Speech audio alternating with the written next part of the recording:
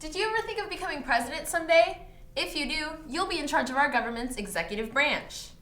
So, if you're dreaming of that big, comfortable chair in the Oval Office, that's what the president's private office in the White House is called, how will you get there? First, you'll have to get elected. Every 4 years, our country holds an election to choose a new president.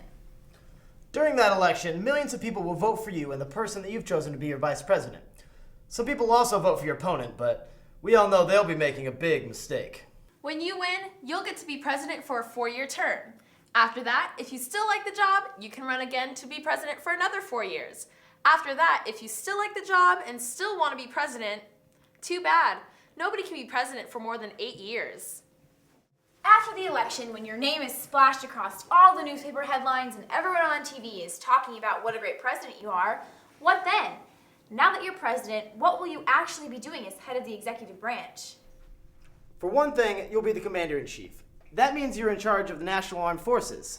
That means you're in charge of the Army, the Navy, the Marines, the Air Force, and the Coast Guard. The entire military. Being commander-in-chief is a huge responsibility. Only Congress can actually declare war, but as president, you might have to send troops into harm's way to perform other military actions. Sound like a lot of work? Well, you're in luck. No president does everything alone. All presidents keep a bunch of people around to offer them suggestions and help. These people are called advisors. Even better, as president, you get to choose who your advisors will be. Your special group of advisors will be called your cabinet. No, not the kind you store dishes in. Each member of your cabinet will usually be called a secretary and will be in charge of one department of government. For example, you might have a Secretary of Education, a Secretary of Labor, a Secretary of Energy. You get the idea. Your Secretary of Education will be in charge of the Department of Education.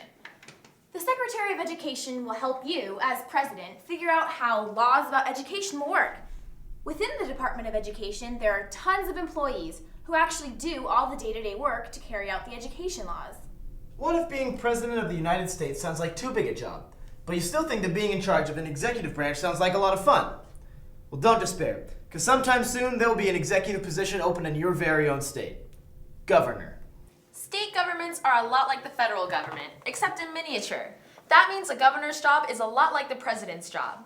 As governor, you'll be in charge of your state's executive branch. Instead of carrying out the laws of the United States, you'll be in charge of the laws of your own state.